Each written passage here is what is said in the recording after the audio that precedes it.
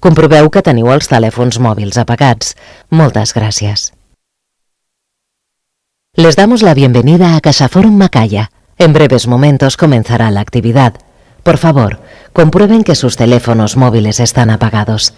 Muchas gracias. Molt bé, doncs molt bon dia a tothom i moltes gràcies per acompanyar-nos avui en aquest que és els tercers diàlegs Ernest Lluch amb l'àrea metropolitana de Barcelona, amb el suport de l'àrea metropolitana de Barcelona. Enguany parlarem d'impactes de les polítiques de contenció de la desigualtat, un element molt important en la política pública, però qui ha de fer la presentació de les jornades són el president de la Fundació Ernest Lluch, el senyor Joan Majó, i la vicepresidenta de l'Àrea de Desenvolupament Social i Econòmic de l'Àrea Metropolitana de Barcelona, la senyora Montserrat Ballarín. Per tant, com que el que hem de fer és escoltar amb ells a la Maria Sánchez, que intervindrà després, i els dos dialoguistes que avui ens acompanyen, dono la paraula. Joan, endavant, perquè pugueu obrir formalment els diàlegs.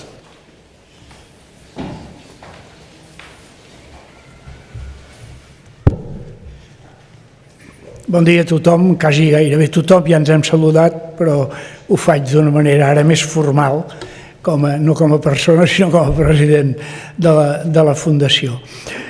Les primeres paraules són de benvinguda, de satisfacció, perquè el fet que comencem un nou cicle de diàleg és bo, és interessant, ens satisfà molt, i d'agraïment en primer lloc a l'àrea per la col·laboració en l'organització i en això, i d'agraïment d'una banda a tots els que sou aquí, que sou els que justifiqueu que fem tot això, i d'una manera molt especial els que estan en aquesta llista del diàleg i de la intervenció inicial. Per tant, amb això, crec que ja compleixo el que ha de ser aquesta petita introducció i acabo amb una reflexió que crec que val la pena, i és que jo sóc dels que està convençut, sense que això vulgui dir pessimisme, però sóc dels que està convençut que estem en una situació molt extraordinària, especial i difícil de resoldre. Per què? Perquè s'ajunten una sèrie de coses que les coneixem, algunes internes i altres externes que no les esperàvem. No esperàvem ni la transició, no esperàvem la força de la transició ecològica, de la transició digital, una sèrie de coses que són totes elles molt sèries, però que a més arriben en un moment donat en què també l'organització de les nostres societats, tant des d'un punt de vista social com des d'un punt de vista polític, no està del tot prou ben feta, prou present. Per tant, això fa pensar que hem de patir bastant per el que diu aquest diàleg, els impactes de les polítiques en el tema de la desigualtat, però també, i amb això acabo, la necessitat que els propers anys és molt possible que coses que el sector públic agafava la responsabilitat i tenia els recursos suficients per resoldre-les, això pugui no ser així. I per tant haguem de repensar el paper que en tota aquesta transició han de tenir no només els governs, les organitzacions públiques, sinó molt especialment les empreses, les organitzacions privades i les persones, que no són ni del sector públic ni res. Per tant, caldrà, estic segur que el funcionament de la societat nostra durant les properes dècades haurà de ser diferent del que és ara. Ara estic segur que durant aquests 3 dies i avui d'una manera molt clara ens sentirem parlar molt de gent que ho ha pensat molt més que els que pugui haver pensat jo, perquè té més experiència directa. La meva és una experiència directa, però d'abans, per dir-ho així, no? I en canvi hi ha gent que ho viu tal. Per tant, Montse, endavant.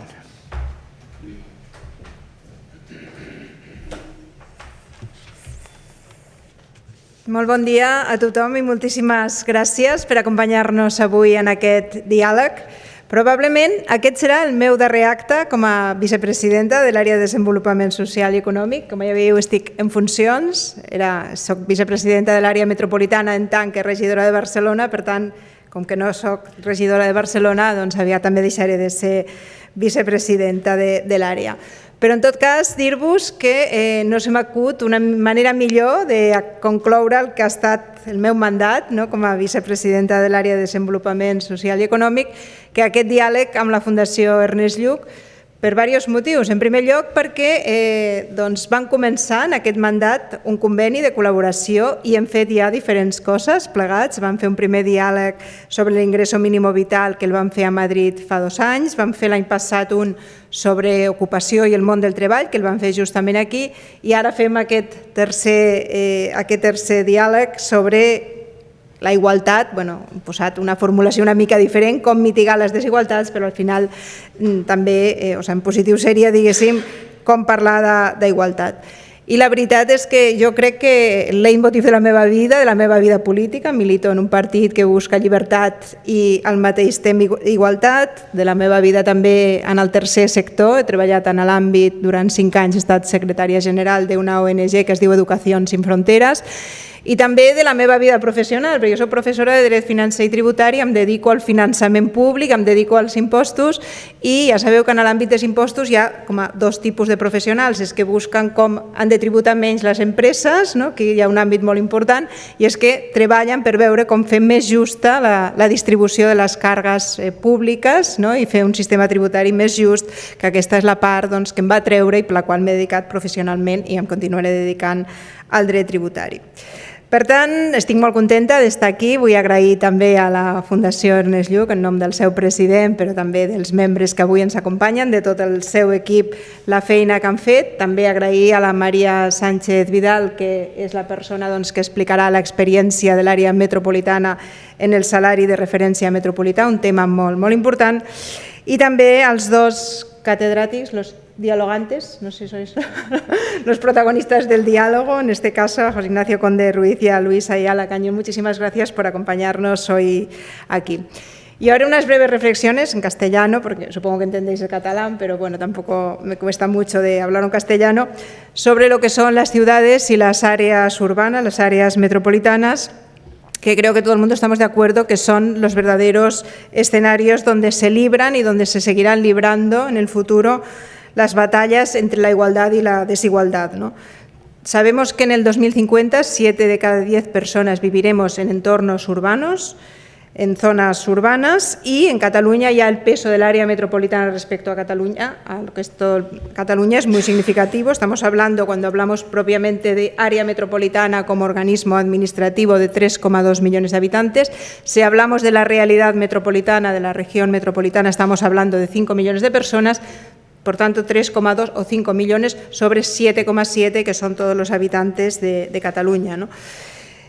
Es evidente que en estas concentraciones urbanas, por lo que se refiere a las oportunidades y a las desigualdades, lo apuntaba un poco el Joan Majó, son como el yin y el yang, ¿no? Es decir, por una parte, los entornos urbanos, ¿no?, son el espacio de las oportunidades, donde todo el mundo puede llegar y establecer con muchísimas posibilidades y oportunidades su proyecto vital, pero al mismo tiempo pues hay muchos riesgos y muchos retos, ¿no?, de conseguir que lleguen los servicios universales o básicos y universales de calidad a todo el mundo, conseguir que la vivienda, los transportes, las infraestructuras pues sean los adecuados, y todo esto además con el cambio climático que está de manera transversal atravesando, digamos, todos estos retos.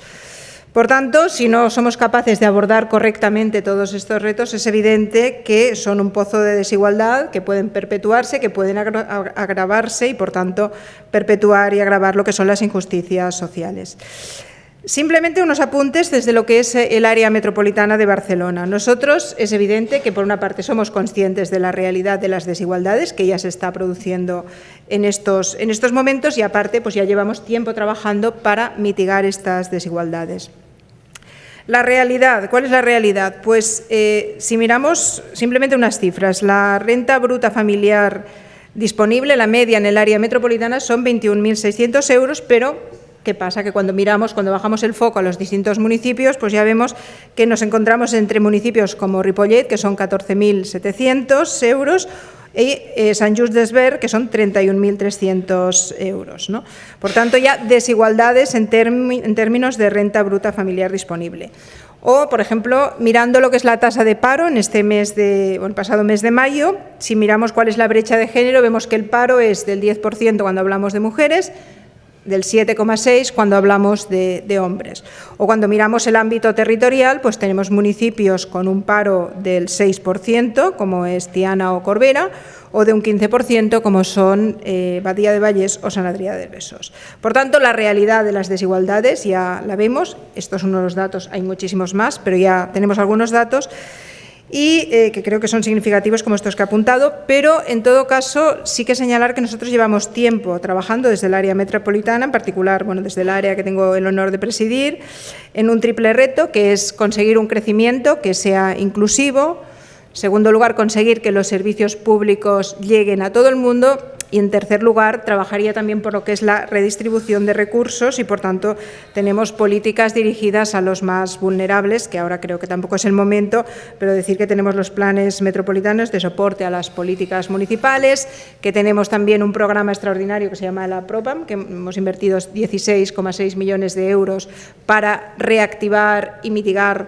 lo que es las consecuencias de la pandemia en los municipios y, por tanto, que tenemos políticas concretas, pero también nosotros nos hemos metido mucho en el ámbito del análisis y hoy se explicará justamente aquí, lo explicará María Sánchez de Casnet, el salario de referencia metropolitano. Es un estudio que llevamos 7 ediciones y haciéndolo, por tanto ya tenemos una evolución de cómo están yendo las cosas y cómo está evolucionando con una cierta perspectiva, 7 años, 7 ediciones.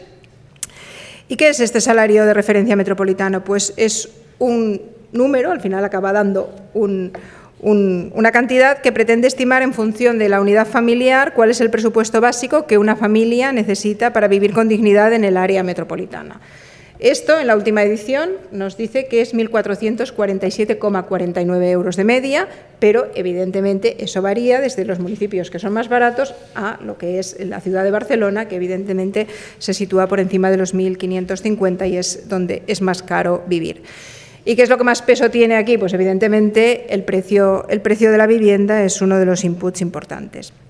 Simplemente señalar que este salario de referencia metropolitano pues es sustancialmente superior a lo que es el salario mínimo interprofesional, que se sitúa en 1.080 euros, y sabemos que pues, ha subido un 36% desde el año 2018, ha tenido un incremento sustancial, pero es evidente que este salario mínimo es el mínimo para toda España y cuando bajamos pues, a los municipios o a las realidades concretas vemos pues, que queda claramente insuficiente.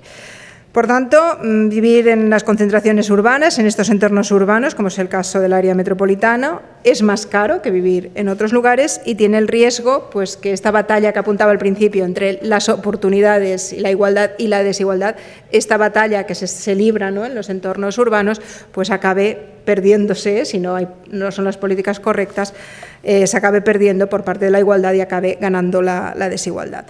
Por tanto, yo creo que nosotros, aparte de, estoy convencida que continuaremos, ¿no?, desde el área metropolitana con esta lucha de políticas concretas en favor de la igualdad, desde el área de desenvolupament social y econòmic, creo que también es muy importante generar lo que hoy estamos haciendo aquí, ¿no?, que es generar conocimiento, generar ciencia, generar debate, ¿no?, para ver cómo estas políticas no solo se quedarán en titulares, porque hoy la lucha contra las desigualdades ya se ha convertido a veces en un eslogan, sino que no sean un eslogan, sino que sean efectivas y reales, que consigamos, ¿no?, con este conocimiento y esta ciencia hacer que esta lucha contra las desigualdades pues sea real y efectiva. Por tanto, simplemente reiterar la satisfacción de estar hoy aquí en este diálogo y agradecer de nuevo a todos los que lo han hecho posible. Gracias.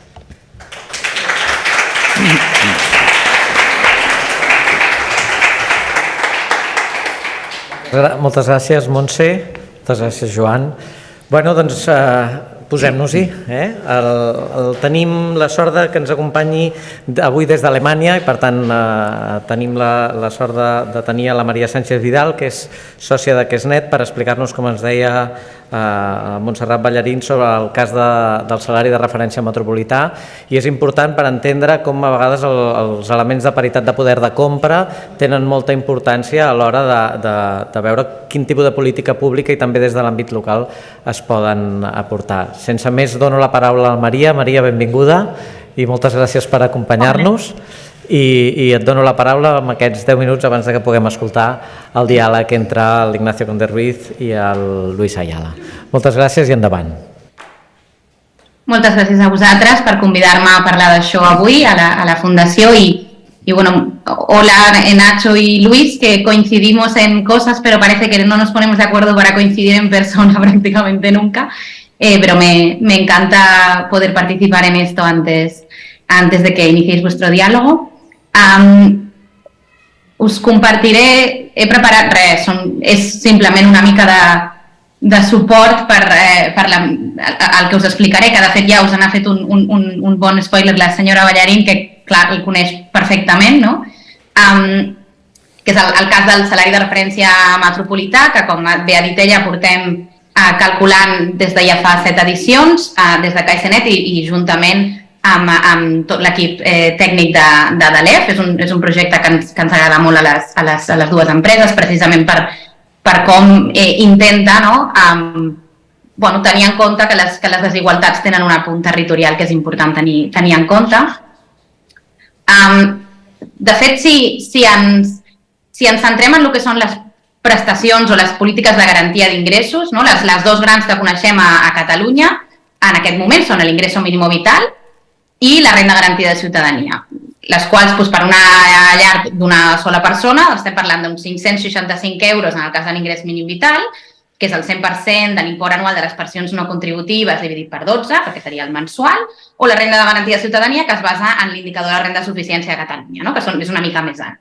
Però en qualsevol cas es tracta de llindars que es fixen de forma relativament ad hoc, que es van actualitzant en funció dels pressupostos, per exemple, en el cas de l'indicador de renda de suficiència, i que durant molts anys també han quedat parats, i per tant, si un assumeix que la desigualtat, o sigui, que estan mostrant una mica la idea de que amb aquest indicador tu pots cobrir la teva vida, o com a mínim ha de servir de base per garantir una sèrie d'ingressos, és cert que és relativament sorprenent que no s'hagi mogut, en el cas de l'IRCC, per exemple, en els últims anys fins a l'actualitat. I per tant, i que a més són indicadors o quanties que es fixen iguals per tothom que viu a Catalunya o per tothom que viu a Espanya, independentment de la regió o el lloc on viuen.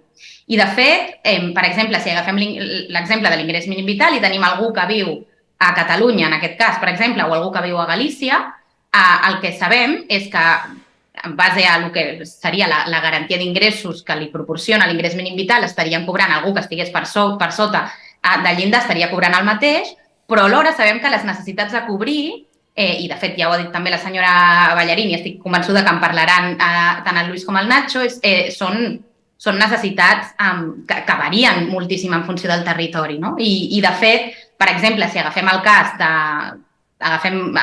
del lloguer, els lloguers d'ara, no la mitjana de lloguers del que costa viure en una ciutat, sinó el que costaria si ara jo volgués llogar, perquè viure en una ciutat també pot ser, és la mitjana entre una renda antiga i llogar un pis avui. Però si jo ara vull anar a llogar un pis avui, a Catalunya estaré pagant una mitjana de 14,9 euros al metre quadrat, mentre que si vull llogar a Galícia, de nou de mitjana, estaria pagant 7,9 euros al metre quadrat, el qual vol dir que estaria pagant la meitat a Galícia del que estaria pagant a Catalunya. I he posat aquests dos exemples, però podríem agafar i absolutament totes les comunitats autònomes tindrien nombres diferents, no? Però, en canvi, el que seria l'ingrés que es pretén garantir a nivell estatal doncs és el mateix per tothom. El qual vol dir que l'esforç que han de fer en pagar l'habitatge a algú, en aquest cas, en el meu exemple de Catalunya, respecte a algú de Galícia, doncs és molt més alt. I llavors podríem dir, doncs anem a mirar què passa a nivell autonòmic, això ho arreglem a nivell autonòmic, i la resposta és doncs tampoc del tot, perquè si ens anem a mirar dins de Catalunya i agafem la ciutat de Barcelona o agafem la ciutat de Lleida, per exemple, doncs ens trobem que la relació entre exactament el mateix que hem dit abans, el preu per metre quadrat del lloguer, és encara més divergent entre la ciutat de Barcelona i la ciutat de Lleida. I aquí he agafat l'habitatge per ser una de les coses que seria com el més immòbil, no? I el que depèn més del món local, però hi ha altres partides que segurament hauríem de tenir en compte a l'hora de parlar de polítiques de lluita contra la desigualtat.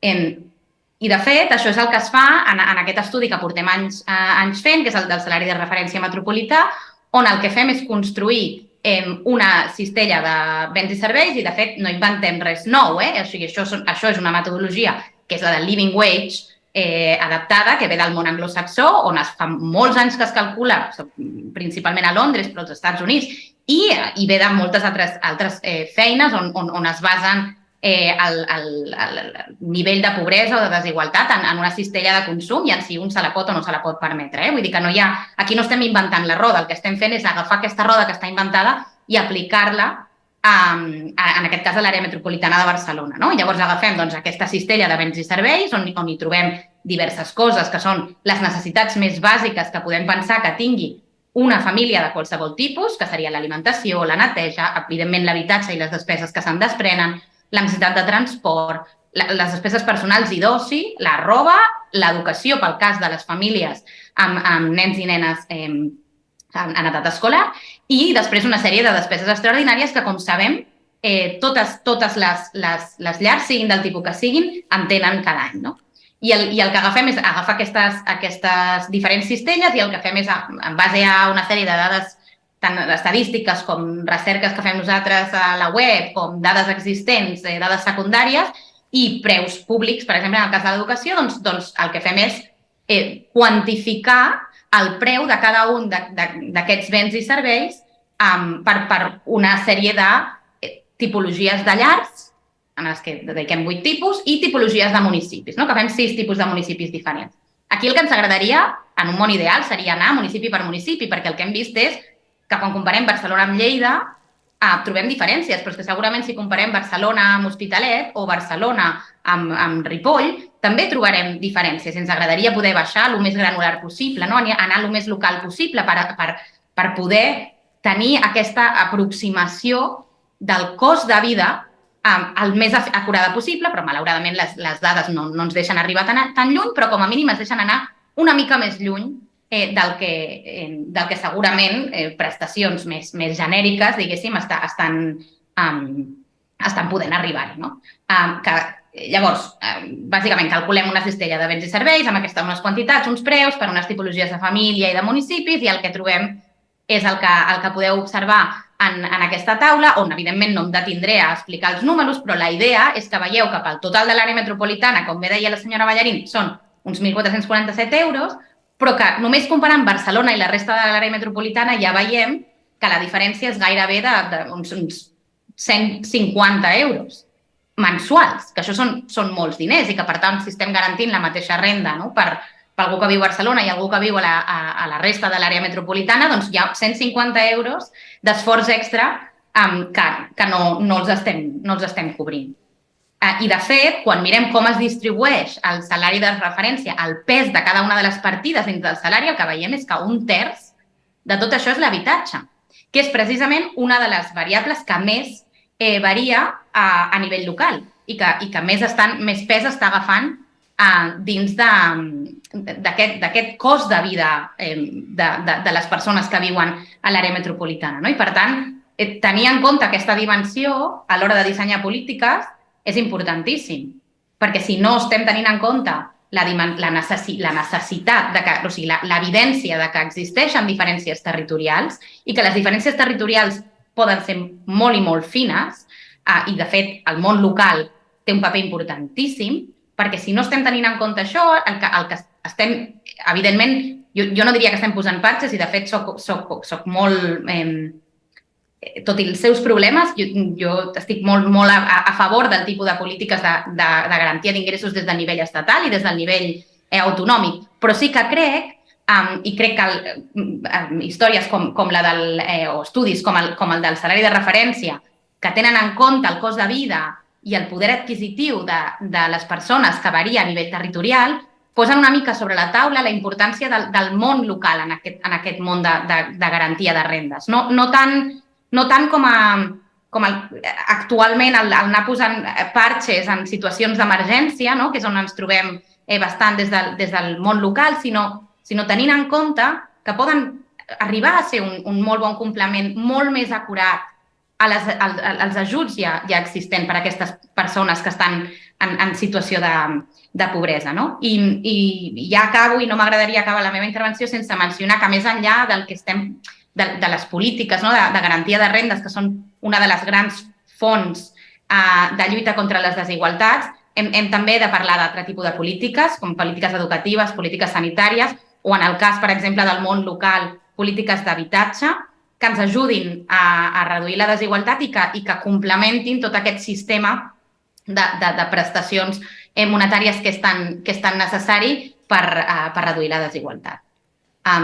Dit això, jo la meva intervenció ja l'acabo i tinc moltes ganes d'escoltar què diuen el Lluís i el Nacho a continuació. Gràcies.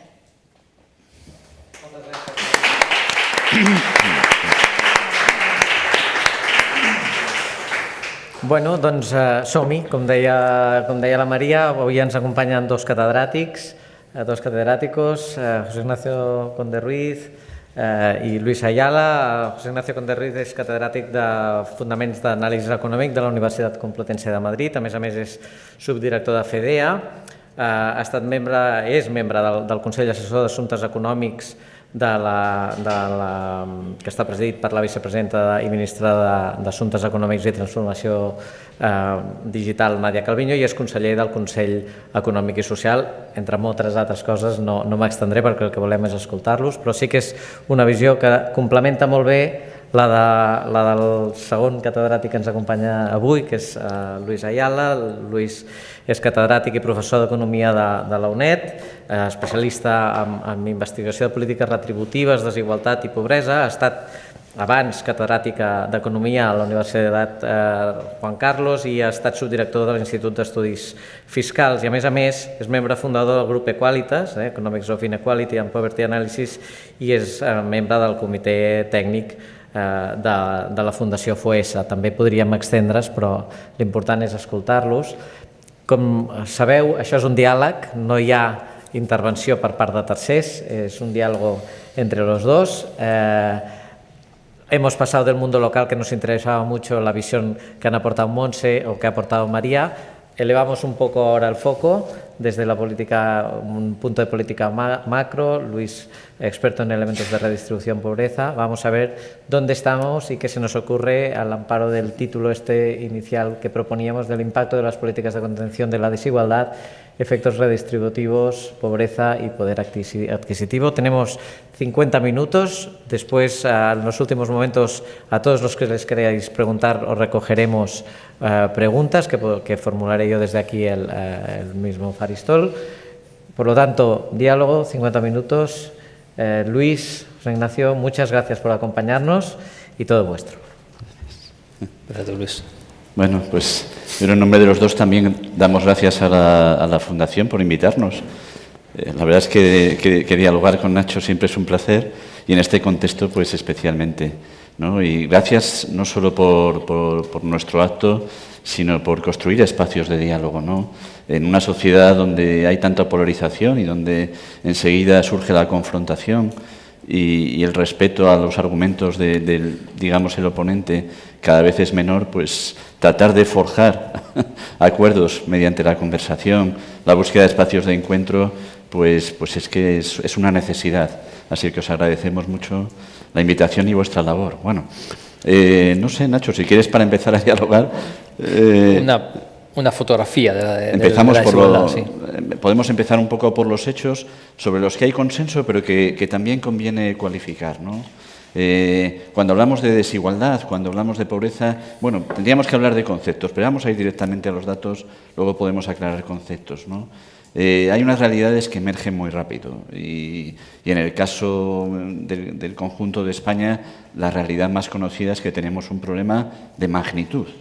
Nuestros niveles de desigualdad y pobreza pues son muy altos cuando nos comparamos con cualquier país europeo. Los últimos indicadores de pobreza de 2022 pues nos sitúan en el grupo de 5 países con mayor pobreza, solo superados por 2 de renta bastante más baja, Rumanía y Bulgaria, y acompañados por otros 3 países bálticos, Letonia, Lituania y Estonia. Esto ya nos dice algo, porque son países muy distintos al nuestro en renta per cápita, en instituciones, en tradición democrática incluso, y hay que profundizar un poco cómo hemos llegado hasta aquí casi, o cómo ha evolucionado la desigualdad para hasta situarnos en esas primeras posiciones del ranking. Y a mí, en un relato así muy rápido, muy breve, casi retrocediendo, diría 20 años, me surgen una serie de hechos muy significativos, ¿no? Desde mediados de la primera década de este siglo han sucedido grandes cambios, grandísimos cambios, pero casi lo que más nos debería sorprender fue lo menos comentado. Los grandes cambios han sido la crisis, la recesión de 2008, la pandemia, la inflación, la guerra de Ucrania. Pero el primero de esos periodos, ya digo, cuando retrocedemos 20 años atrás, fue la etapa de bonanza económica anterior a esa gran crisis de 2008, la gran recesión. Porque fue un periodo de gran bonanza económica, incluso de superávit en algún momento, quien lo diría en las cuentas públicas, de tasas de paro muy bajas, incluso en algún trimestre de 2007 estuvimos por debajo de algunos de los países centroeuropeos principales, pero sin embargo la desigualdad apenas disminuyó.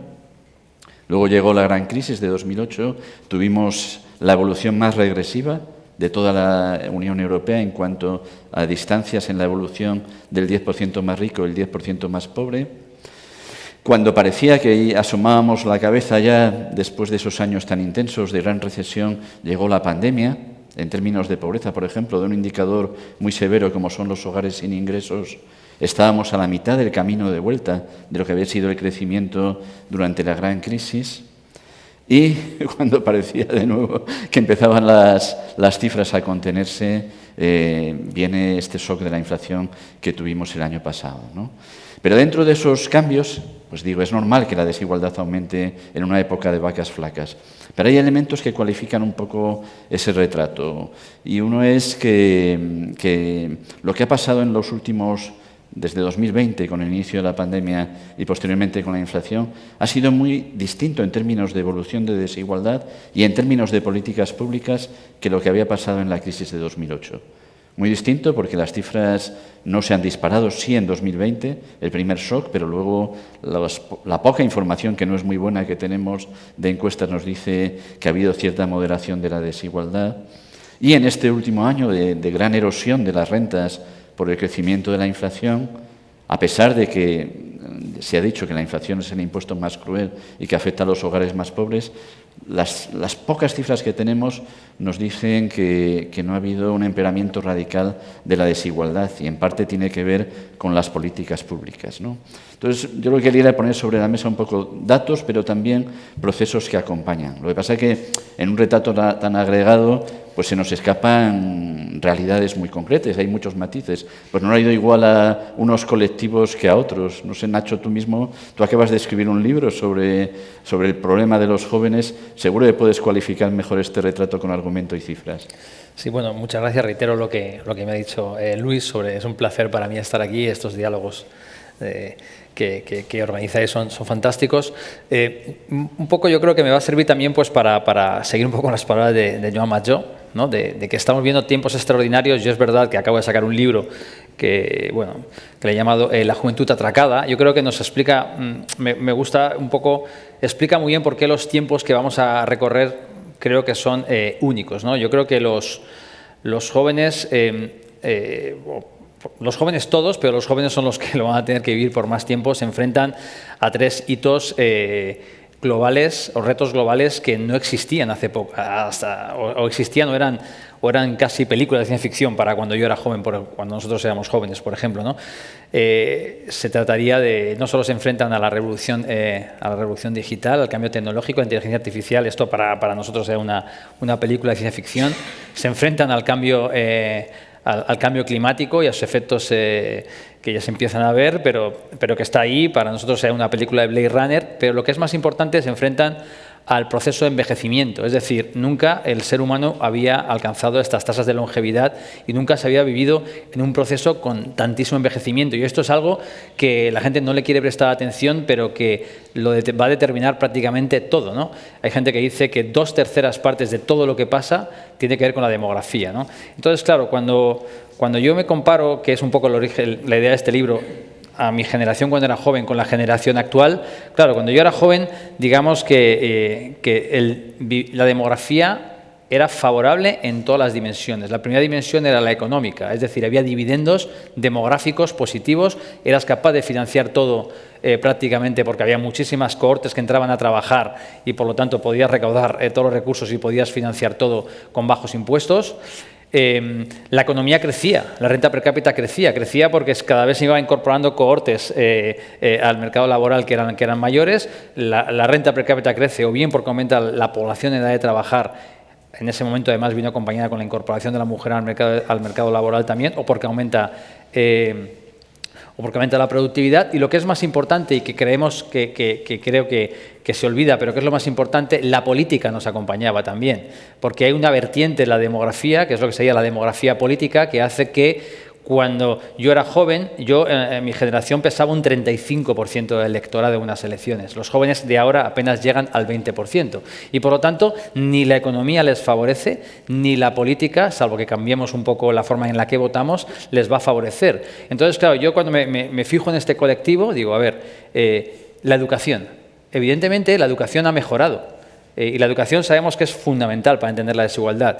La educación ha mejorado, pero así como cuando yo era joven era suficiente con que yo tuviera una mejor educación que los que habían ido antes que yo, porque me era suficiente para competir en el mercado laboral, hacerlo mejor que las generaciones que estaban en él, ahora los jóvenes no se encuentran con esto, se encuentran con que no solo vale con hacerlo mejor que los españoles que están trabajando, lo tienen que hacer, por un lado, mejor que sus homónimos europeos, porque la economía está muchísimo más globalizada que antes, está completamente globalizada, y tú puedes dar un servicio profesional en cualquier país desde aquí, y por lo tanto compites con el sistema educativo de otros países, y por lo tanto, aunque hemos mejorado, es absolutamente vergonzoso ver los resultados en comparaciones internacionales de sistemas educativos, y lo que es más importante, compiten contra la tecnología. Como he dicho antes, ellos prácticamente tienen que estar siempre atentos a que la tecnología no hace lo que ellos pueden hacer, si no, pues tendrán desigualdad. Cuando se incorporan al mercado laboral, efectivamente, cuando yo me incorporé al mercado laboral había una tasa de temporalidad del 20 y tantos %, pero era el paso previo a una estabilización y al mercado laboral. Ellos se están encontrando pues que encadenan precariedad tras precariedad, intermitencia tras intermitencia. Cuando se quieren emancipar, nadie les sorprende que se emancipen 5 años más tarde que nosotros. ¿Cómo lo van a hacer? Si realmente prácticamente tienen mucha precariedad, la vivienda es un sueño absolutamente inaccesible, que para nosotros no lo era, costaba dinero, todo el mundo te dice sí, sí, tal, pero para ellos es absolutamente inaccesible. Las políticas públicas, por así decir, van principalmente destinadas hacia las personas mayores. Ellos prácticamente no tienen casi nada del presupuesto y no lo van a tener, porque realmente es un colectivo muy pequeño, cada vez vota menos y por lo tanto, políticas realmente sí que se hacen cosas, pero no se hacen en el volumen necesario al que se haría. Y claro, encima se han encontrado con que están en una situación en la que llevan encadenando, ¿no? Como bien decía Luis, tres crisis seguidas. La renta per cápita no ha aumentado prácticamente nada en los últimos 20 años, es decir, todos los que tienen por debajo de tienen 35 años o por debajo no han visto que la renta per cápita haya acompañado. Cuando la renta per cápita no aumenta, no existe lo que se dice la movilidad general, la movilidad en la que el padre vive peor que el hijo vive mejor que el padre. Cuando la renta per cápita no aumenta, se produce movilidad relativa. La renta per cápita apenas si ha aumentado, y todo esto un poco pinta un panorama, yo creo, bastante claro de que van a ser el colectivo que más va a sufrir, por así decir, todas estas cuestiones, aparte de que luego por delante les quedaría la crisis climática y todo esto, que evidentemente, si a nadie le importa que puedan acceder a una vivienda, imaginemos lo que les va a importar que tener un mejor planeta, ¿no? Dentro de cuando muchos de los que estamos aquí ya estamos muertos, ¿no? Pero digamos que, volviendo, Luis, un poco, me gustaría que tú complementaras. Una de las cosas que a mí más me llamó la atención es que la pobreza infantil, porque dentro de todas las pobrezas, la infantil me parece que es el mayor derroche económico. Desde el punto de vista económico, es el mayor derroche que se puede tener, ¿no? Es decir, tienes una persona que está viviendo en un niño que vive en un hogar sin recursos. Es que realmente, si tú consiguieras que esa persona saliera de allí o pudiera desarrollarse, es que no hay inversión más rentable, porque una vez que lo sacas de allí, pues ya tiene mejores salarios. Imaginemos lo que costaría ahora, no sé cuánto es, que seguramente tú nos podrás decir, digamos que la rentabilidad está más que garantizada, y aún así, yo lo que más me deprime, he visto unos informes de Olga Cantó que me pasó, prácticamente la pobreza infantil no se ha movido, sigue siendo muy elevada y apenas si se ha movido en las últimas décadas, ¿no? ¿Puedes un poco, Luis, contarnos un poco este panorama? Sí. Que también afecta a los jóvenes, evidentemente, por motivos obvios. Sí. La verdad es que dentro de este panorama hemos empezado cañeros, de problemas de desigualdad, de magnitud, que afectan más a determinados colectivos que a otros. La realidad de la pobreza infantil, si no es la más importante en cuanto a suscitar preocupación, estará en la lista, en los primeros puestos, ¿no? La pobreza infantil tiene muchísimos costes individuales y sociales. Para una persona, como bien decías, Nacho, tenemos cada vez más evidencia para otros países, pero de manera creciente para España, que el haber pasado por la pobreza en la infancia, incluso aunque solo sea transitoriamente, más si ha sido de manera crónica, te afecta a tus oportunidades de empleo, a tus oportunidades salariales, a tu estado de salud, incluso a tu tejido relacional, ¿no? Por tanto, es un problema que, incluso aunque fuera desde la perspectiva individual acotada a quienes la sufren, nos debería preocupar. Pero es que la pobreza infantil tiene muchos costes sociales. Este año tuve la oportunidad de participar en en los equipos que hicieron un estudio que probablemente a los asistentes les suena, el coste de la pobreza infantil en España. Es un informe que promovió el Alto Comisionado contra la Pobreza Infantil, que financió la Fundación La Caixa, y donde se nos pedían que pusiéramos cifras y procesos a esta realidad, el coste de la pobreza infantil, ¿no? Ese coste para la sociedad se manifiesta a través de muchos canales. Dos inmediatos son la pérdida de productividad, el no invertir en infancia, es desaprovechar capital humano, y eso afecta a los salarios futuros, como hemos dicho, y el coste de la enfermedad. Los niños que viven en familias con menos rentas pues tienen más problemas de salud, tienen más obesidad y requieren más gastos sanitarios y futuros cuidados, hasta el punto de que eso se puede estimar, y en una estimación muy conservadora salían más de 60.000 millones de euros, más de un 5% del Producto Interior Bruto. Hasta el punto que, como bien coincido mucho con una cosa que has dicho, es mucho más rentable instrumentar políticas para aliviar esta pobreza infantil que asumir ese coste sin más, ¿no? La realidad es que en este tema, si estamos mal en general en el retrato comparado, cuando vamos a las cifras de infantil, prácticamente no hay prisma o dimensión donde no estemos peor. La extensión de la pobreza infantil es mayor, la intensidad, la distancia entre la renta de los pobres y el umbral de pobreza es también mayor. Lo que llamamos la consistencia de esa pobreza no solo es tener una baja renta, sino malas condiciones de vida, pobres equipamientos, e incluso lo más preocupante, yo creo que es casi la realidad más preocupante de estos problemas primeros que estamos escrutando, la dinámica de la pobreza infantil, porque la pobreza infantil se está haciendo mucho más crónica. Y esto es una novedad respecto a lo que pasaba hace 30 años. Había mucha probabilidad de entrada en la pobreza en hogares con menores, pero mucha probabilidad de salida. Lo que vemos ahora con los pocos indicadores que tenemos en muchos países europeos, pero especialmente en España, es que que la pobreza infantil se ha hecho mucho más crónica y eso impone muchos más costes en el largo plazo. Por tanto, aquí la verdad es que se enciende una señal de alerta, políticas públicas, explorar fuentes, mercado de trabajo, porque también realmente la política infantil no es un hecho meramente asociado a la infancia. Lógicamente tiene un componente y unos determinantes en qué pasa en los ingresos de los padres y las madres de estos niños y niñas, ¿no? Por lo tanto, en el mercado de trabajo también explicamos cuestiones que tienen que ver con esta realidad, pero yo creo que tú te defiendes mejor en este ámbito, Nacho, que yo mismo, ¿no? Sí, un poco antes de entrar en el mercado laboral, me gustaría simplemente un poco para que entendamos lo que quería decir antes. Es decir, durante el año 2020 tuvimos una pandemia que llevó, entre otras cuestiones, a dejar a los niños en sus casas, no iban al colegio durante un tiempo, tenían que ir a su casa a dar la educación a distancia y esto generó unas brechas educativas tremendas entre los hogares con familias con más recursos y hogares con menos recursos.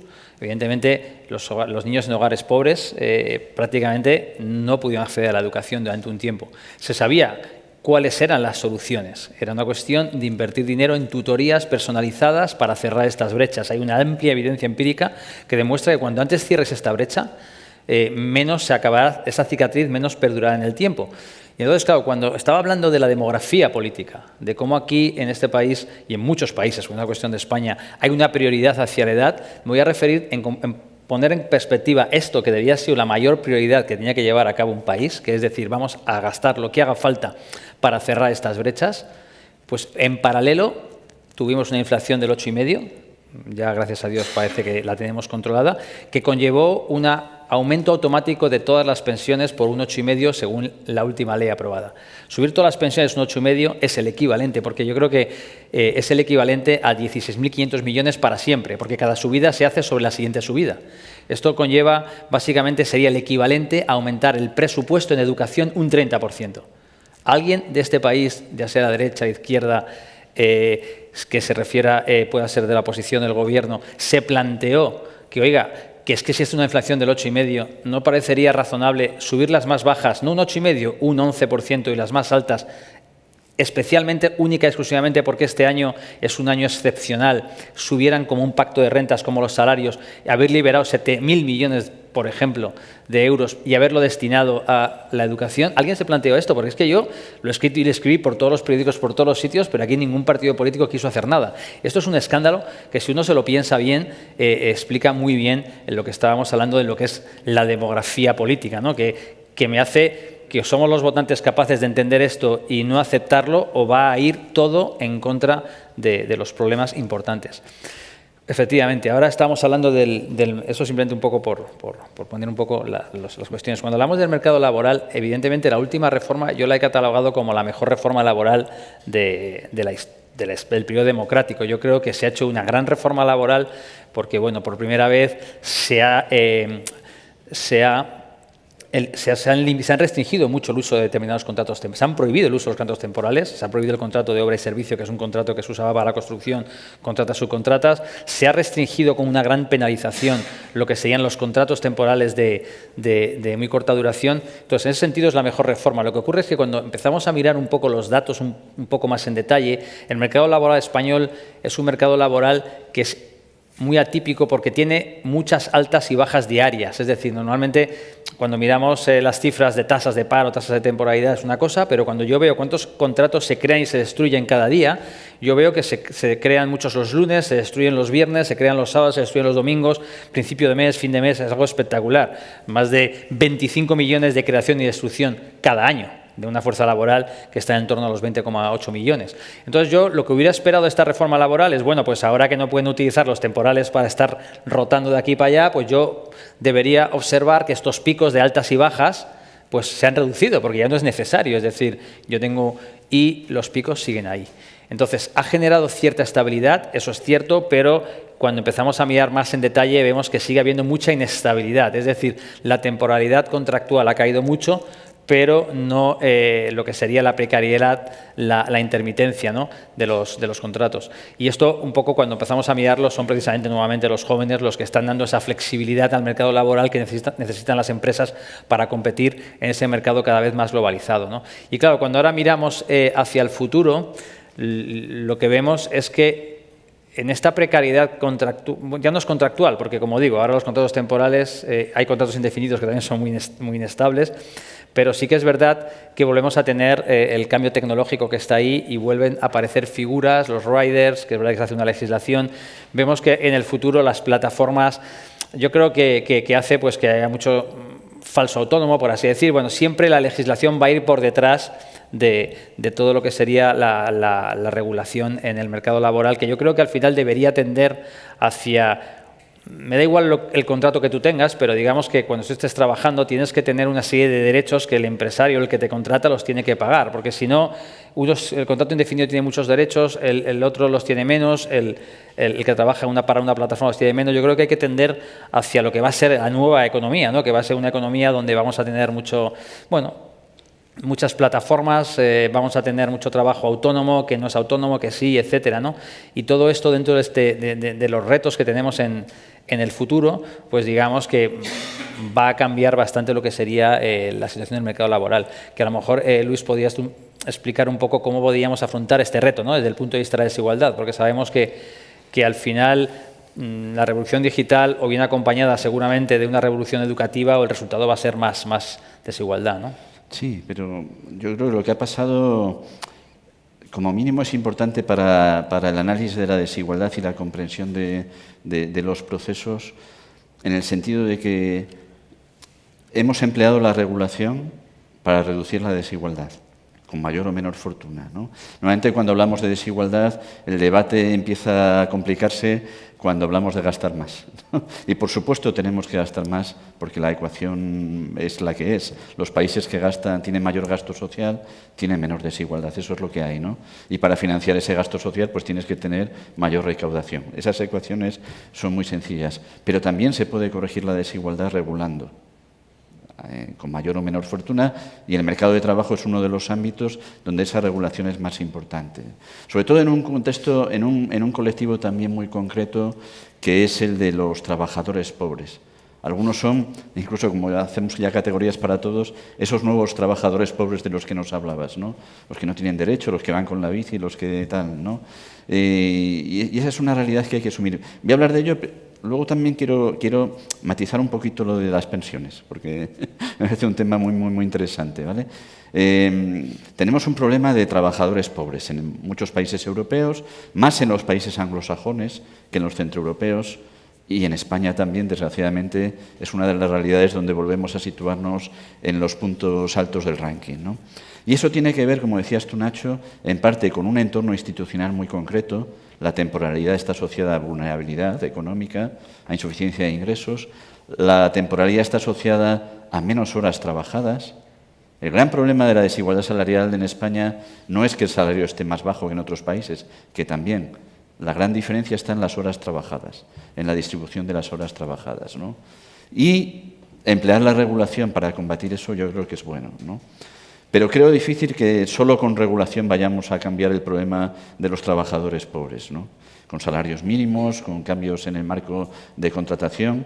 En ese sentido, yo creo que sí, podemos ser optimistas porque estamos probando instrumentos que están funcionando bien. El salario mínimo, que puede ser otro debate, con todos sus problemas y sus límites, parece que puede estar reduciendo la desigualdad sin pérdidas enormes de empleo o pérdidas tan drásticas como se anticipaba en algunos análisis. Pero yo, sinceramente, soy pesimista con otros cambios que tienen que ver con la estructura productiva. Parte de la propia temporalidad y una parte importante del trabajo de bajos salarios son características del modelo competitivo. Hemos necesitado hasta ahora mucho empleo de bajos salarios en comercio al por menor, en construcción, en hostelería, ¿no? Y eso es muy difícil de modificar sin un gran cambio en el modelo productivo, ¿no? Pero déjame, perdón, no me quiero alargar mucho, matizar un poco parte del tema de las pensiones, ¿no? No más que matizar, añadir algún dato, perdón, que eso suena matizar sonaba peor, ¿no? Bueno, aunque podemos matizar, sí, ¿no? No, pero claro, estamos hablando de problemas y de retos, porque es donde hay que poner diálogo. Pero también hablemos de algunos logros. Y para mí uno de los principales logros de nuestro estado de bienestar, sin duda, ha sido reducir sustancialmente la pobreza de las personas mayores. A mediados de los años 90, cuando estudiamos la desigualdad con las encuestas de por aquel entonces, en todas las encuestas, el panel de hogares, la encuesta de presupuestos familiares, cuando hacíamos tasas de pobreza por colectivos, siempre el colectivo por edad con más riesgo eran las personas mayores. Y ahora, afortunadamente, estamos en la situación inversa. Aunque dentro de mucha heterogeneidad, que me gusta mucho que has mencionado, que hay diferencias grandes dentro del colectivo de pensionistas, ¿no? Y hay diferencias también en las condiciones de vida. Muchas personas mayores están bien en situaciones de renta, pero mal en condiciones y equipamiento de los hogares, que eso no se nos puede olvidar. Pero hay mucha heterogeneidad y dentro de esas pensiones que se pueden mirar de distinta forma y actualizar con distintos criterios, tenemos, corrígeme porque seguro tú tienes mejor los datos, pero más de un 60% de pensiones son menos de 1.000 euros, ¿no?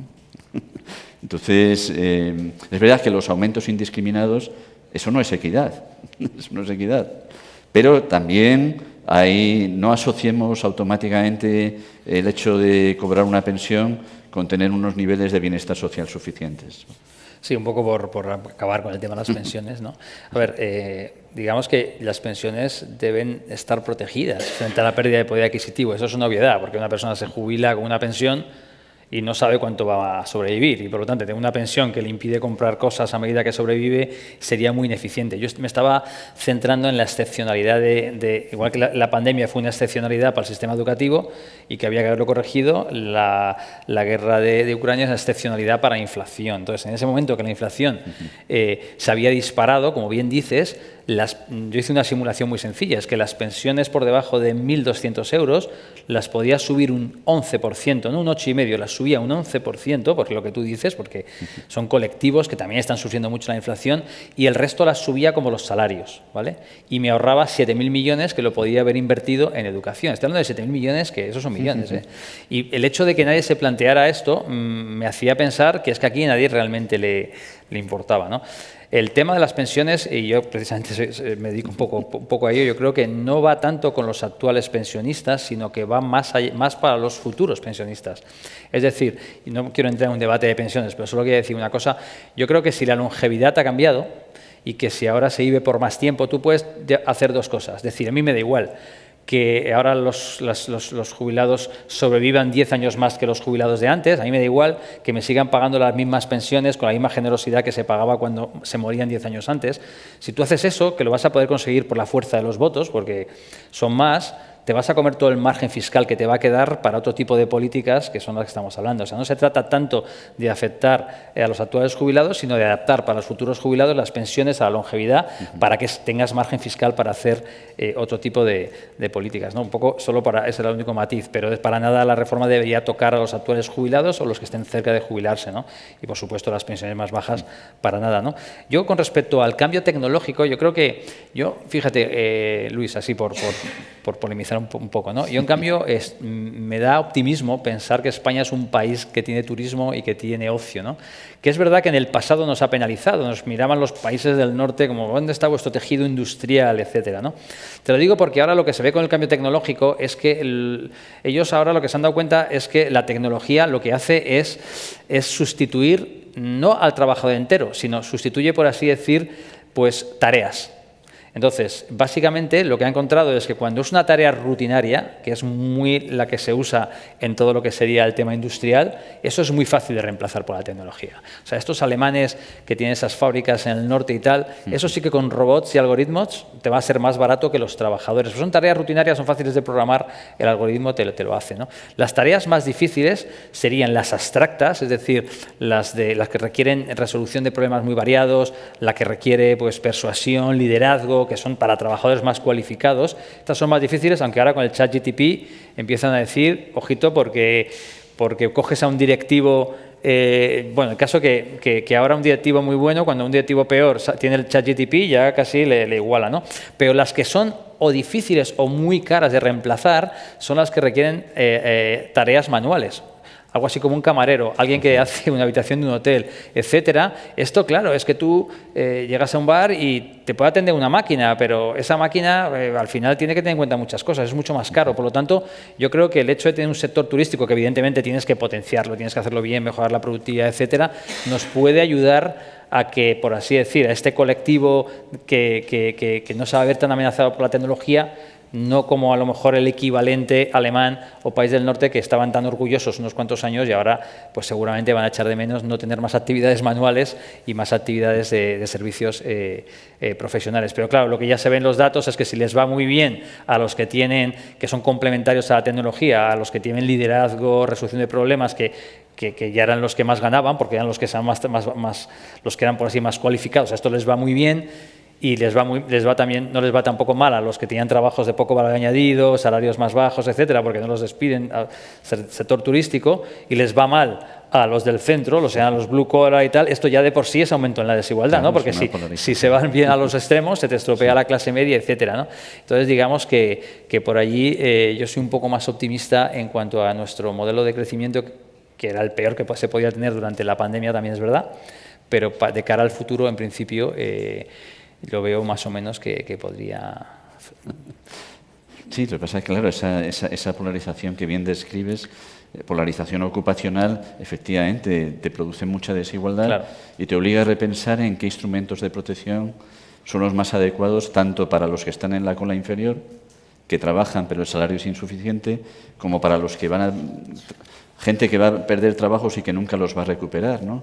Que podríamos entrar, aunque no está muy previsto en nuestro debate, en temas de incondicionalidad, renta básica, trabajo garantizado, claro, etcétera. Pero bueno, claro, antes de eso yo casi me plantearía, si quieres podemos hablar un poco de cómo lo vemos, realmente cuáles son los márgenes que tenemos de pensar en poder articular cosas distintas, que por supuesto pasan por la fiscalidad, pasan por la prioridad de determinados gastos, hemos hablado de infancia, hemos hablado de jóvenes, hemos hablado de pensiones, pero claro, cuando los recursos son escasos, desgraciadamente, tenemos que hacer elecciones que a veces son duras y que tienen costes, ¿no? No sé, yo creo... Vamos a ver cómo podemos idear posibles alternativas. A ver, yo veo un problema aquí, y es que nosotros los economistas hay una cosa que llamamos déficit estructural, ¿vale? Cuando llega la pandemia o llega una crisis, vamos a poner el caso de la pandemia, que antes yo nunca lo podía usar en mis clases porque la gente, los alumnos me miraban y decían, usted está loco, pero ahora se puede hablar de pandemias porque todos hemos vivido por desgracia una pandemia, ¿no? Llega la pandemia y realmente ahí tienes que emitir deuda pública a saco, por así decir, tienes que hacer déficit, porque no sé dónde estaríamos ahora si no es por el sector público durante la pandemia. Estaríamos, no quiero ni pensar ni dónde estaríamos, es imposible de mirarlo. Entonces allí está perfectamente permitido generar deuda pública, hacer déficit, etcétera. Pero lo que se llama déficit estructural es el déficit, hay que estimarlo, no es un número que sea ingresos menos gastos, que eso es fácil, tiene su problema, pero es de medición, sino que tienes que hacer, hipotéticamente, tienes que hacer la estimación de, bueno, ¿cuál sería el déficit que yo tendría si la economía estuviera en su pleno funcionamiento? Para lo cual tengo que quitar, pues los ERTEs los quito, porque un ERTE es temporal, no voy a estar siempre en pandemia. Es decir, una vez que hay gastos que los puedes quitar, eliminar para calcular este déficit, y hay ingresos que los puedes añadir si quieres, porque si la economía no está creciendo al potencial y luego crece el potencial, pues puedes suponerlo, ¿no?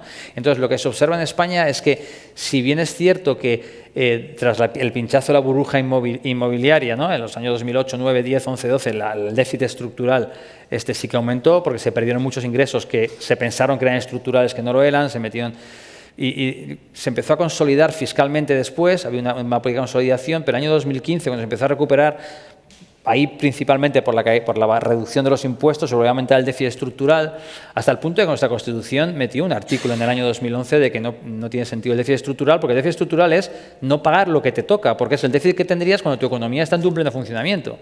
Entonces, claro, yo aquí, cuando yo miro esto, digo, pero si es que tenemos un déficit estructural de 4 puntos de PIB, aquí hay 50.000 millones que como generación no solamente estamos, si quieres, redistribuyendo hacia la edad, sino que no lo pagamos. Y lo hacemos es pasar las facturas vía deuda pública a las futuras generaciones.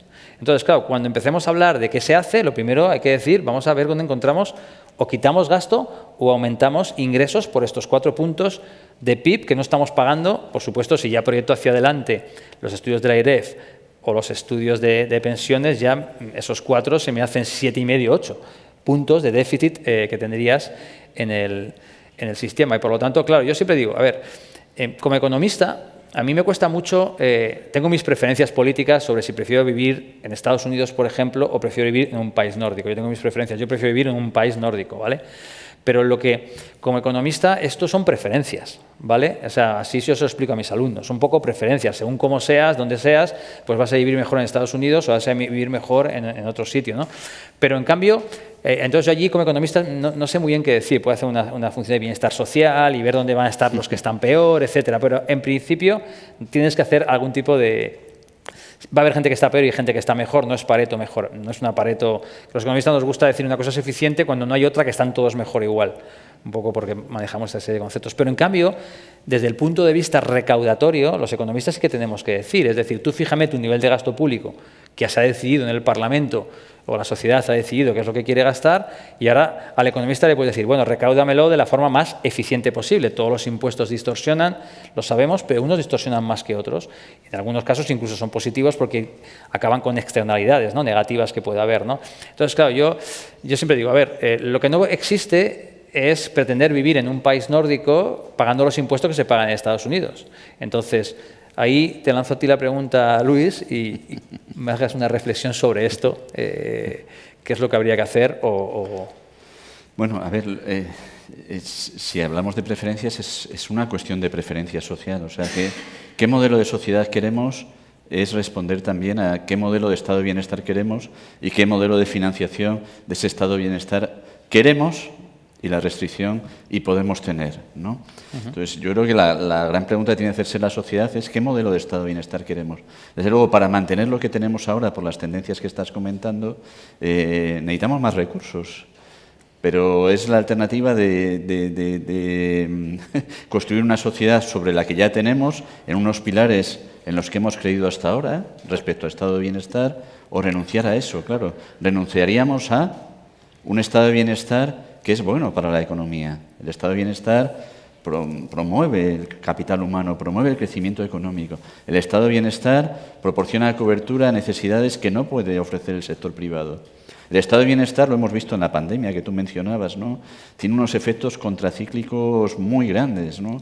Cuando decían si en la pandemia íbamos a salir más sabios o no, por lo menos yo creo que todos sabemos que el estado de bienestar es imprescindible para tener cubiertas las necesidades sociales más inmediatas y muchas otras. Pero necesitamos también dar respuesta a esos retos que exigen recursos. Ahora mismo estamos en una situación complicada, tenemos más desigualdad, tenemos un déficit estructural, tenemos lagunas importantes en nuestro estado de bienestar, nuestra protección familiar es muy baja, el sistema de garantía de ingresos, a pesar del ingreso mínimo vital, es una red con muchos agujeros, hay mucha fragmentación territorial, nuestras políticas de vivienda pública son nimias, ¿no? Entonces, cuadrar todo eso es complicado, pero también, repito, son preferencias sociales. O sea, ¿qué sacrificios quiere hacer la sociedad? Cuando la sociedad se la pregunta, siempre nos dice, si es para gastos como sanidad, educación, todo. Si es para otros gastos mucho menos, ¿no? Pero si queremos más estado de bienestar o mantener incluso el que tenemos, necesitamos sacrificio, márgenes. Estamos a 4 puntos de PIB de los países de la zona del euro. Desde luego, que no suene muy político esto, pero bajando impuestos solo vamos a retroceder en los términos que estamos hablando. Bajar impuestos y pretender cubrir estos déficits es una locura, ¿no? Esto de que bajando impuestos vamos a hacer que consiga aumentar más la economía y aumentando más la economía las mareas altas hacen que todos los botes naveguen bien, eso es una falacia económica, ¿no? Entonces, hay que plantearse qué sacrificios queremos hacer. Y yo lo decía antes, si queremos menos desigualdad, el gasto social puede aumentar su eficiencia, pero tiene que ser mayor. Necesitamos más ingresos. ¿Podemos tener más ingresos? Pues necesitamos un pacto social para eso, ¿no?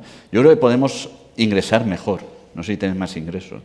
A ver, el IRPF es un impuesto mejorable, es un impuesto muy erosionado en todos los países, pero alberga desigualdades que ya no solo tienen que ver con los tipos impositivos, las desigualdades tan grandes entre rentas de trabajo y rentas del capital, el fraude es muy distinto por fuentes de renta, es muy distinto por niveles de renta, ¿no? El IVA, no voy a hacer todo el repaso, es muy rápido. Pero...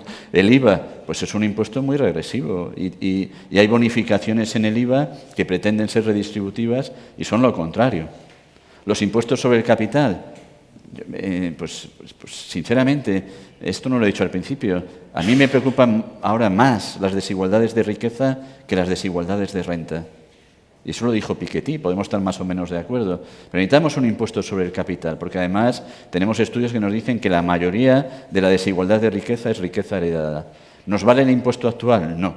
¿Nos vale el impuesto de patrimonio? No, porque está muy mal, porque está muy desigual, porque tiene exenciones. En fin, quiero decir, perdón, con este repaso tan apresurado, que si queremos más estado de bienestar, tenemos que ingresar más. Pero también, tal como estamos ingresando ahora, podemos introducir algunas mejoras sustanciales en el sistema fiscal que nos podrían ayudar en esa senda. Sí, básicamente comparto la idea. O se aumenta la recaudación o se desmantelan programas del estado del bienestar. Yo creo que somos todos maduros para decidir dónde queremos vivir y decidir. Es verdad que el debate aquí, como bien dices, es muy pobre, en el sentido de que parece como que hay gasto superfluo que es fácil de eliminar o parece que subiendo impuestos a los ricos es fácil de solucionar, cuando tú lo has dicho muy bien, es decir, el sistema tributario español es muy ineficiente porque las bases imponibles, la recaudación es la base imponible por el tipo. Entonces, si la base imponible tiene muchos agujeros, por así decir, pues es un sistema que tiene tipos marginales altos, pero las bases muy erosionadas. Y eso es lo peor, porque el tipo marginal elevado es el que distorsiona las decisiones, mientras que los agujeros hacen que el tipo efectivo sea bajo. O sea, es lo peor. Pero a mí, por ejemplo, claro, es que es un debate muy interesante, porque, por ejemplo, si tú planteas, que lo has dicho de pasada, pero yo voy a entrar un poco más en detalle, tú planteas, por ejemplo, vamos a subir la fiscalidad indirecta, porque hay muchos bienes que están al tipo reducido o superreducido que no tiene ningún sentido que estén ahí. Porque si tú lo que quieres es que las familias con menos recursos puedan acceder a esos bienes a un precio más bajo, ¿para qué eso lo tienes que financiar a alguien como nosotros?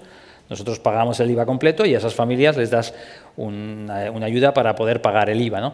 Lo mismo pasa, por ejemplo, pero claro, estas son cosas muy impopulares, ¿eh? Lo mismo pasa, por ejemplo, con la universidad, porque vamos a poner, es un gasto, yo soy profesor universitario, pues tienes que ampliar a tope las becas, pero es muy regresivo.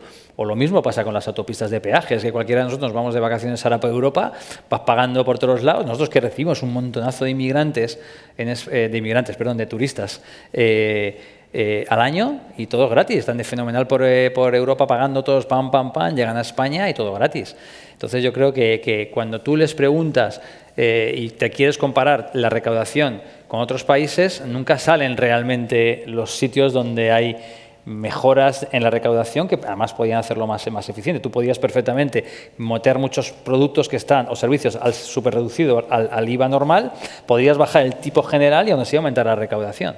Y eso podrías hacerlo prácticamente con todos los impuestos, ¿no? Sí, lo que pasa es que, bueno, ya estamos casi en la frontera.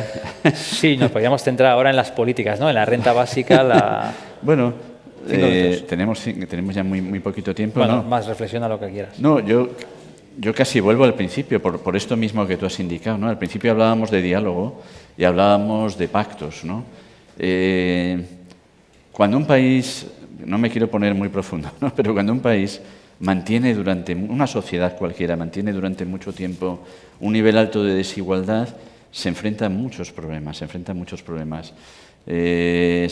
problema de estabilidad, porque hemos visto en países incluso lejanos y cercanos que pequeñas acciones, sirven de grandes detonantes porque había un caldo de cultivo que era una desigualdad muy grande que lo que suponía era una conflictividad latente, ¿no? Cuando un país tiene mucha desigualdad, funciona peor todo, funciona peor la democracia, ¿no? Ahora que tenemos unas elecciones, las elecciones están impregnadas de desigualdad, ¿no? Tú hablabas de lo que cuentas en las clases, ¿no? Yo en mis clases de economía pública siempre digo, ¿no? El sector público agrega las preferencias de los ciudadanos y sobre eso toma decisiones. Y nuestra regla para tomar decisiones es la democracia. Pero es que los más pobres ya no votan. Hay zonas de Madrid Pues Cañada Real, Valdemín Gómez, que vota menos del 10%. En el barrio de Salamanca vota más del 90%. Igual en otras ciudades, en Sevilla, en Nervión, las 3.000 viviendas, ¿no? La desigualdad erosiona la democracia.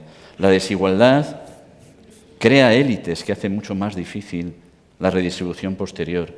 La desigualdad, cuando se transmite intergeneracionalmente, como hemos hablado, es un problema longitudinal. Y la desigualdad hace menos eficiente a un país. Por eso yo creo que la única manera de afrontar estos problemas, como muy bien decías, hay que asumir costes, hay que asumir sacrificios, necesitamos pactos. Es que sin un pacto es imposible afrontar estos problemas de fondo que hemos hablado. Es imposible afrontar una reforma serena del sistema fiscal o una revisión a fondo de estos gastos que hipotéticamente eran redistributivos y no lo son, ¿no? Por eso, aunque suene muy general, digo, solución para la desigualdad. Yo no me atrevo a hablar de políticas concretas, sino de grandes pactos sociales que revisen estos problemas de fondo. Yo para concluir y empezar el turno de preguntas, una reflexión sobre tres aspectos que yo creo que, tres medidas muy concretas que creo que ayudarían bastante al menos a intentar enfrentarnos a lo que tenemos por delante, ¿no? Uno, y todos además, porque ahora mismo estamos en una situación muy particular, el empleo va bastante bien, va muy bien, pero la tasa de paro está en el 13 y ya las empresas empiezan a encontrar problemas, si quieres, para cubrir vacantes, se está escuchando en general. Yo creo que si lo que tenemos por delante es un envejecimiento de la población increíble, que va a comer mucha parte del gasto, y tenemos problemas de cubrir vacantes, yo creo que hay tres medidas que se podrían hacer de una forma muy sencilla, prácticamente si nos pusiéramos de acuerdo, un poco para ayudar. Una primera sería, dado que España va a ser el segundo o el primer país más envejecido de todos los países probablemente del mundo, junto con Italia y Japón. No nos olvidemos del Vaticano. Bueno, perdón. Ese nos gana.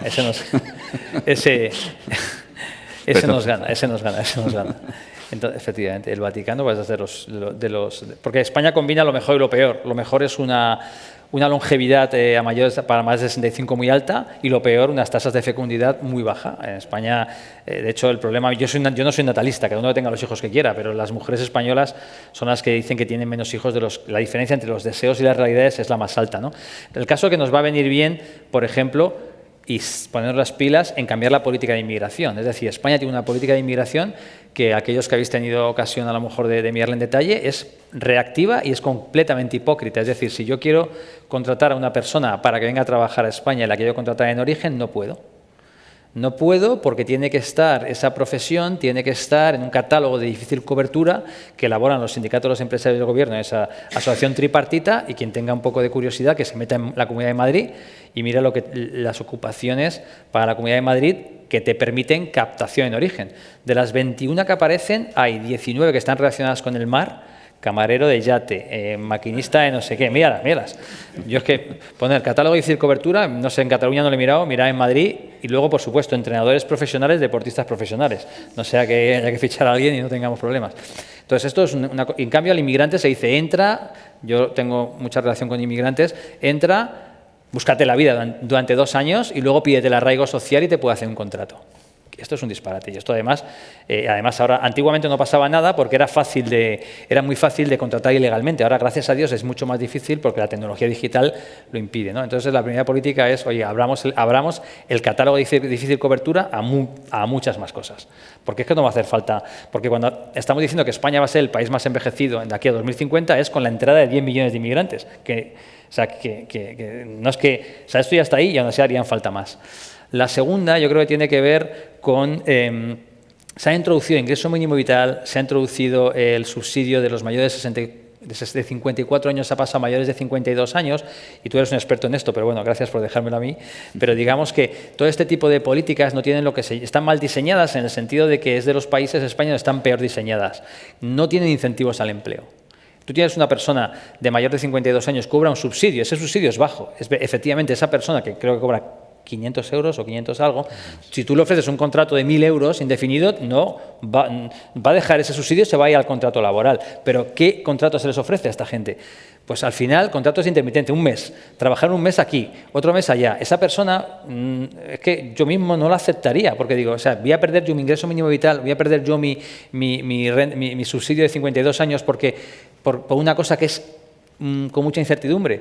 ¿Qué hacen los países modernos? Hacen incentivos al empleo, tienen lo que se llaman, que al final tú puedes trabajar y seguir percibiendo el subsidio. Ya lo sé que es más caro, pero es que es la única forma en la que tú, no es que te lo retiran, es decir, tú estás ganando 500 euros, te ofrezco un trabajo a tiempo parcial por 500 euros y tú ¿cuánto ganas de más? Ganas 0 euros y encima trabajas, eso es como un impuesto al trabajo del 100%. O sea, no, ganas lo mismo por trabajar. Entonces, esto yo creo que hay que introducirlo ya, eso está introducido en casi todos los países. Entiendo que tiene algunos problemas de que a lo mejor hay gente pues que el empresario se puede aprovechar de la situación y si te pago yo una parte, otra parte el subsidio, pero sería mucho mejor que estén trabajando. ¿Qué pasa? Tampoco antes lo hacían, por lo mismo de antes, porque ibas al chiringuito de la playa, te dejaban trabajar, es que ahora no puedes, ¿no? Y la última, que es de cara a mirar al futuro, toda la legislación laboral y de pensiones está pensada para que una persona mayor moleste y que se vaya, cuando realmente debe ser al revés, es decir, tú tienes que permitir, favorecer, engrasar a tope para que las personas mayores puedan seguir trabajando y percibiendo la pensión. Porque en el futuro, si tú haces eso, vas a poder gastar menos en pensiones y dedicar más recursos a otras políticas que necesitas. Y esta gente, además, los trabajadores mayores, permitirían algo que hasta ahora, si lo pensáis, es una locura. La mayoría de la gente hoy en día trabaja 40 horas a la semana, se mete en la cama por la noche, se levanta por la mañana y trabaja 0 horas. ¿Qué ha pasado durante esa noche? Que ya no vale para trabajar. Entonces, digamos que la salida al mercado laboral tiene que ser gradual. Pues pasas trabajando 40 horas a trabajar 30, 20, lo que haga falta, pero digamos que pueda estar un poco, que tú puedas decidir. No todo el mundo tiene que trabajar hasta los 70, no. Tiene que tener unos mecanismos que permitan compatibilizar y quien quiera que lo haga. Oiga, que usted no lo quiera hacer, pues su pensión va a ser más baja. Siempre con 2 salvedades. Si una persona tiene una salud peor, a esa persona tiene que permitir una salida al mercado laboral mucho más generosa. Si usted tiene una profesión que es físicamente mucho más exigente, es un policía o un bombero, usted puede salir del mercado laboral también de una forma más ventajosa. Pero el resto de la gente, si la longevidad ha aumentado, pues tendrá que trabajar más de esta forma flexible o simplemente percibir menos, que lo decida él. Ya un poco va para cada uno. Estas son 3 políticas que costarían muy poco hacerlas y que te mejorarían bastante la situación.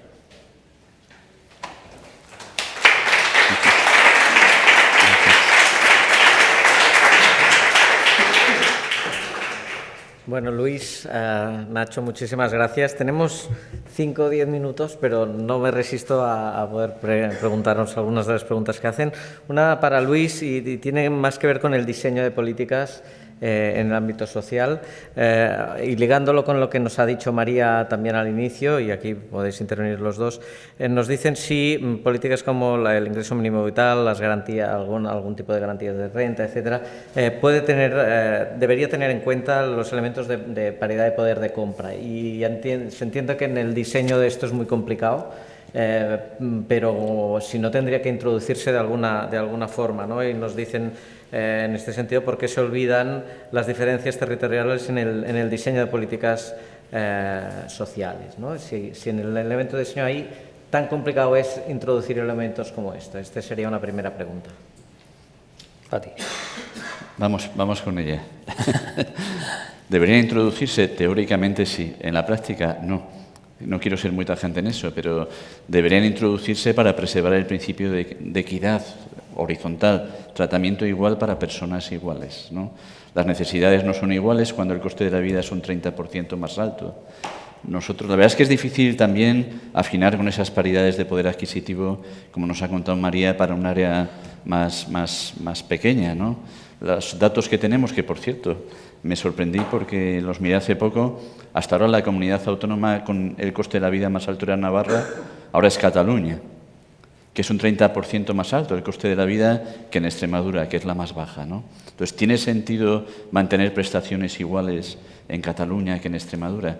Sentido teórico no, pero introducir 17, por ejemplo, 17 mínimos en el IRPF, 17 pensiones no contributivas, 17 ingresos mínimos vitales o cualquier prestación, es una disfunción muy grande, son costes administrativos muy grandes. Y también es verdad que las comunidades con más recursos presupuestarios, que normalmente son las más ricas, dan mejores servicios, aunque las prestaciones tengan menor capacidad adquisitiva. Ahora bien, y por contestar ya, por terminar, eso no quiere decir que no haya mayores facilidades para que las comunidades autónomas complementen esas prestaciones. Ha habido una historia muy larga de desencuentros entre las comunidades y el Tribunal Constitucional por estos temas, sobre todo con pensiones no contributivas, lo que tendría que haber efectivamente facilidades. El ingreso mínimo vital es un buen ejemplo en este sentido.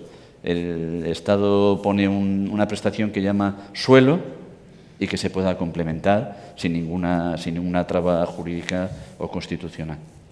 Yo añadiría, por ejemplo, al salario mínimo interprofesional, yo creo que no tiene ningún sentido que sea el mismo en todas las comunidades autónomas. Yo creo que seguramente es bajo para Madrid, el que hay ahora, o para Cataluña, pero es altísimo para Extremadura. Entonces yo creo que de alguna forma sí que habría que tenerlo en cuenta, ¿no? Igual que dicen porque dicen que hay una especie de cosa óptima, que no sé, que es que el salario mínimo debe ser el 60% del salario medio y que por eso en España es distinto que en Alemania, pues seguramente haya más diferencia entre Madrid y Extremadura que entre Madrid y Berlín. Sí. Entonces al final creo que eso es importante a tener en cuenta, aunque te genera muchos otros problemas, como ha dicho Luis.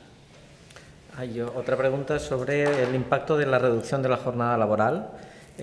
Dos cuestiones ahí. ¿Cuál puede ser el impacto de reducirla en términos de desigualdad? Si aquí habrá, y por otro, en términos de competitividad empresarial por el otro. A ver, yo creo que eso es un debate que la legislación española te permite, ahora tenemos los fijos discontinuos, el contrato de tiempo parcial, o sea, hay un montón de figuras para que tú puedas trabajar un poco la carta. Claro, lo que la gente quiere ahora es trabajar menos horas percibiendo el mismo salario. Yo esto, en la medida que sea un acuerdo entre el trabajador y el empresario, me parece bien, pero imponerlo por ley es que, claro, o te estaban timando antes o tú quieres timar a la empresa ahora. Es que no veo muy bien cómo conseguirlo. Yo creo que ya se tiende hacia esto, es decir, cada vez todos los cambios tecnológicos acaban llevando siempre a menos horas trabajadas de forma natural, ¿no? De hecho, Keynes, cuando vino en 1929 a la Residencia de Estudiantes de Madrid, que dijeron que hablaba de la crisis del 29, no sé si lo hizo en el 30, me parece, bueno, no sé. Él dijo, yo no voy a hablar de esta crisis, a mí esta crisis será como todas, la pasaremos, yo voy a hablar del bienestar de nuestros nietos. Y él ya dijo, a ver, la renta per cápita, en ese momento no se llamaba renta per cápita, se llamaba, no recuerdo el nombre, se va a multiplicar por 10. Oye, le ha clavado el Keynes, o sea, la ha multiplicado por 10 en 100 años. Y luego la segunda predicción que hizo, porque es lo que él veía que estaba ocurriendo, él dijo, bueno, y las horas trabajadas a la semana van a pasar a ser 15 horas semanales. Allí no ha llegado, pero yo creo que llegaremos a eso. Yo lo que veo un peligro es de imponerlo. Yo en la medida que hay incentivos y que haya, bueno, pues me parece bien que al final se acaben trabajando menos horas. Pero yo creo que hay suficientes instrumentos en ese sentido para poder hacer este tipo de cuestiones. Si lo obligas, igual acaba haciendo una segmentación indeseada, ¿no? Que a veces ocurre, ¿no? Y al final a lo mejor el colectivo que lo acaba sufriendo es el que no quieres. Os hago las dos últimas y para cerrar nos dicen ¿en qué medida creéis que establecer salarios de referencia en las metrópolis, como hemos visto, según tipología de municipio, puede contribuir a una relocalización de la actividad económica dentro de este territorio metropolitano? Es decir, se pueden incentivar políticas viendo los distintos salarios, ahí pueden ser vectores para desde el punto de vista público introducir cambios. Y luego hay una sobre desigualdad y siniestralidad laboral, la relación entre una mayor siniestralidad laboral en entornos precarios y cómo veis que va a evolucionar, si está evolucionando mejor esto o no. Y con esto terminaría las preguntas. Yo me pido la última. No, la que tú quieras. No, claro, diseñar esto, yo no soy un experto, entonces tampoco sé muy bien cómo ha hecho el estudio. Entiendo que puede haber problemas de que si es muy fino y uno tiene un cambio, yo que es una renta garantizada mucho más alta, que te vas ahí a vivir. O sea, es que no sé muy bien, en principio si estuviera bien hecho y tienes que residir, etcétera, pues no debería afectar, entiendo yo, ¿no? Pero ahí está Montserrat, que seguramente se lo sabe mejor, estos incentivos Ahí está este riesgo, ¿no? Es el mismo riesgo que ocurre cuando se habla de la renta básica universal, que es una idea que está ahí de hace tiempo y ahora no hemos hablado de ella, que pensé que hablaríamos, y que y que es una idea que está muy bien pensada porque tiene incentivos al empleo correctos, etcétera, que la gente dice, bueno, ojo, que como la pongas tú en tu país y no en el país de al lado, se te van a venir todos los que no trabajan a tu país, ¿no? Entonces son como... pero yo creo que si está bien diseñado no debería ocurrir, pero esta pregunta se la pasamos o a María, ¿no? Que no sé si sigue por ahí conectada, se la paso a María o a Montserrat, pero bueno, la realidad es que la evidencia que conocemos poco para países europeos, más para países anglosajones, sobre todo para Estados Unidos, es que luego al final hay muy poca movilidad causada por diferencias en prestaciones sociales. Es muy poquita, hay una literatura muy grande sobre esto que se llama de migraciones asistenciales. Luego los movimientos son muy pocos. Aquí en Europa todavía son menores, ya entre países son pequeños, incluso dentro del propio territorio se ha estudiado mucho. Bueno, se ha estudiado, hay algunos estudios que claro, apuntan a muchas razones, la singularidad, las diferencias en las relaciones familiares en España respecto a otros países, mucho mayor cercanía, mucho mayor vínculo, la propiedad de la vivienda. Hay muchos costes de movilidad luego en la práctica, ¿no? Entonces, a mí se me hace difícil pensar. Es verdad que esta misma literatura que predice que puede haber migraciones asistenciales si hay diferencias en esos derechos, también predice que va a haber diferencias en las jurisdicciones al fijar esas cuantías y que el resultado natural sería que al final todas las bajarían en una espiral hacia abajo para competir porque presupuestariamente es lo más rentable. Si bien no hay evidencia de que hay migraciones asistenciales, sí la hay de que las jurisdicciones suelen competir hacia abajo cuando se establecen esas posibilidades. Eso lo hemos visto en términos de estímulos fiscales aquí, entre comunidades fronterizas. Y respecto a la pregunta, muy rápido, de la siniestralidad laboral y la desigualdad, claro, eso afecta al diseño de la protección social también. El estado de bienestar también es seguridad. Seguridad en un contrato, pero seguridad en las condiciones de trabajo, ¿no? Cuanto menos regulado está un mercado de trabajo, más desigual es y más inseguridad en todos los sentidos, claro. El estado de bienestar siempre lo asociamos con una función fundamentalmente redistributiva, pero una de las grandes funciones del estado de bienestar, desde que se crea a principios del siglo XX, es proporcionar seguridad en sentido amplio. Seguridad en cuanto a fluctuación de rentas, seguridad frente a un shock imprevisto y seguridad en las condiciones de trabajo. Pero es verdad que el pacto que suscitó esas seguridades, sobre todo antes de la gran crisis de los 70, se ha ido desvaneciendo y cada vez hay más trabajos más inseguros, lo cual genera desigualdad. Muy bien, pues Luis, Nacho, muchísimas gracias por habernos acompañado hoy. Nos vamos con mucho trabajo y mucha reflexión hecha y por hacer. A tots vosaltres, els que ens acompanyeu aquí, els que ens han seguit per streaming, moltíssimes gràcies per acompanyar-nos i us convido a venir aquest mateix dijous, que parlarem d'una segona part en aquest àmbit de la desigualtat. Parlarem de transició ecològica i desigualtat, els efectes redistributius de la transició energètica. Tindrem, a part d'intervenció de gent de l'àmbit local, tant de Ripollet com l'alcalde del Prat, tindrem els responsables de l'Institut per la Transició Justa, del Ministeri per la Transició Ecològica i el Repte Demogràfic, i el Xavier Lavandeira, que és catedràtic d'Economia de la Universitat de Vigo i un dels que va fer el llibre blanc impositiu en l'àmbit de l'economia verda d'Espanya, que per tant ens faran un diàleg segur esplèndid per seguir ampliant reflexió sobre aquests temes que tant ens importen. Moltíssimes gràcies als ponents, als que han intervingut, a l'àrea metropolitana de Barcelona pel seu suport i també al Palau Macaya i a la gent del Palau Macaya per la seva amabilitat que ens acullen avui aquí. A tots, moltes gràcies i espero que fins dijous.